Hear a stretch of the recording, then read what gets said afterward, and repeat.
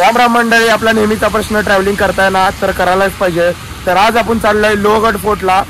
समोर आपली गाडी उभारल्या. तर मित्रांनो आपली फायनली गाडी निघाली आहे. आता हे लहान लहान मुलं आपल्या सोबत लोहगडलाच्या दिशेने चाललं. हाय करा, हाय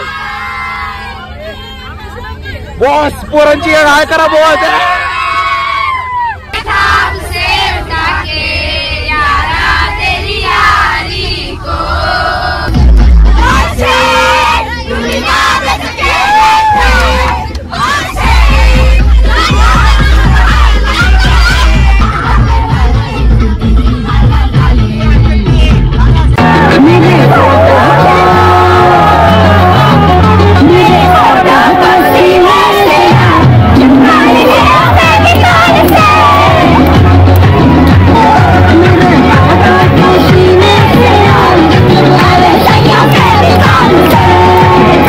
गाडीमध्ये मजा मस्ती करत आम्ही येऊन पोहोचलो लोणावळ्यामध्ये. लोणावळ्यामध्ये रूम केली होती. इथं फ्रेश ते झालो आणि नाश्ता करून घेतलं आणि 8-8:30च्या दरम्यान आम्ही निघालो लोहगडच्या दिशेने. तर काय आता भासेगाव मध्ये आहे आणि अशा गाड्यांमध्ये आपण जाणार आहे लोहगडला.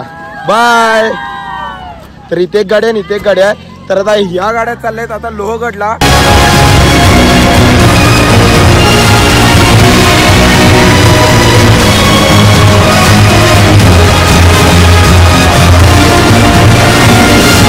तर फायनल गाईज आता आपण पोचलोय लोहगडच्या पायथ्याशी. आपण आलोय त्या गाडींमध्ये लोहगडला, कारण आपली मोठी बस लोहगड पर्यंत येऊ शकत नाही.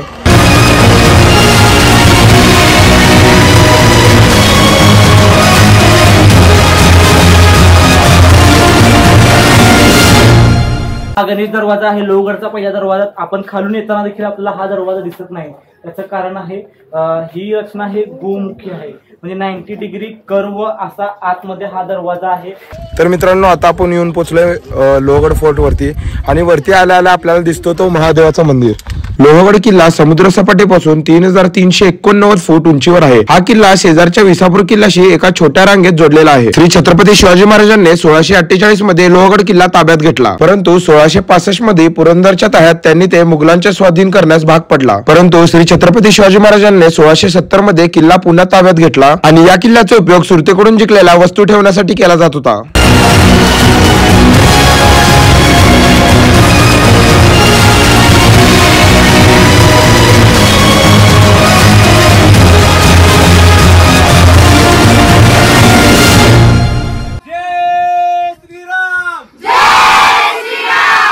अरे बोल बजरंग, अरे बोल बजरंग. आता लोहगड फोर्ट कंप्लीट झाल्यानंतर आम्ही चाललोय भाजे लेणीला. आता हे भाजे लेणी कुठं आहे तर लोहगड फोर्टच्या थोडेसे 3 किलोमीटर मागे आल्यानंतर हे तुम्हाला भाजे लेणी मिळून जाईल. आता भाजे लेणीला जाण्यासाठी इथून रस्ता आहे आणि इकडनं जाण्यासाठी लोहगडला रस्ता आहे.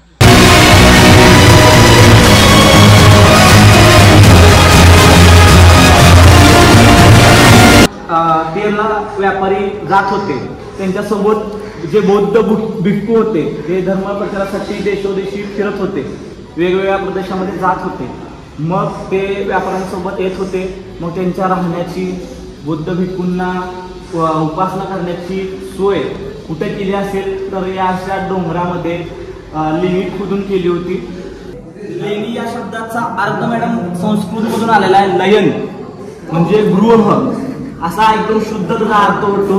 त्याला लेणी असं आपण आता म्हणतोय. हे भाजे लेणी आहेत. जवळपास इसवी सन पूर्व 2रा शतक म्हणजे 2200 वर्षापूर्वी या लेणी खोदण्याचं काम जवळपास त्यापुढे 600 वर्ष म्हणजे इसवी सन पूर्व 6 पर्यंत या लेणींचं खोदकाम चालू होतं. इथं जवळपास 29 लेण्या आहेत. त्यापैकी 28 हे विहार आहेत आणि त्यातलं जिथं तुम्ही बसलेला आहात ते चैत्यगृह आहे. काय आहे चैत्यगृह? म्हणजे बुद्ध भिक्खूंना उपासना करण्यासाठी. एक थोडक्यात सांगायचं झालं तर आपल्या हिंदूमध्ये असं मंदिर असतात ना, त्यांच्यामध्ये हे चैत्यगृह असतात.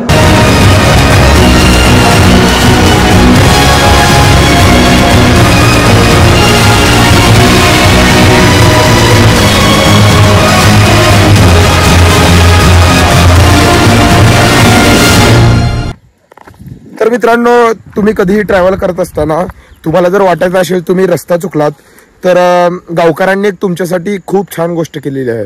तर अशा प्रकारचे लाल दोरे किंवा दगडाने मार्क किंवा बाटलीनी मार्क असं काहीतरी मार्क केलेलं असतं. त्या मार्कला धरूनच तुम्ही फॉलो करा त्या रस्त्याला, म्हणजे तुम्ही कधी वाट चुकणार नाही.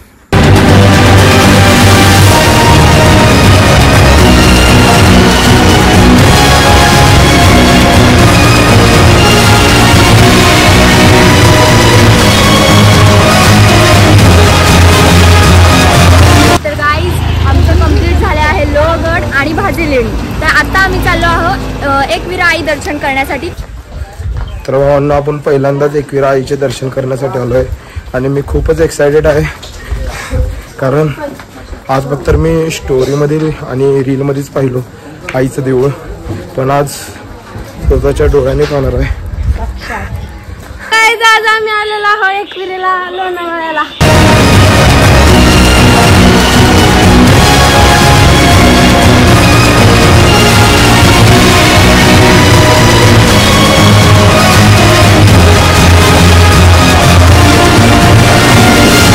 लोहगड फोर्ट, भाजेलेणी आणि एकविरा हे जवळपास असल्यामुळे आपण एका दिवसात हे सगळं करू शकतो. आता ही ट्रिप तर कम्प्लीट झालेली आहे, तर नेक्स्ट ट्रिप मी कुठे जाऊ हे कमेंट बॉक्स मध्ये मला नक्कीच सांगा. आणि चॅनलवर जर नवीन असाल तर सबस्क्राईब करायला तेवढं विसरू नका. Subscribe our channel. Please support us.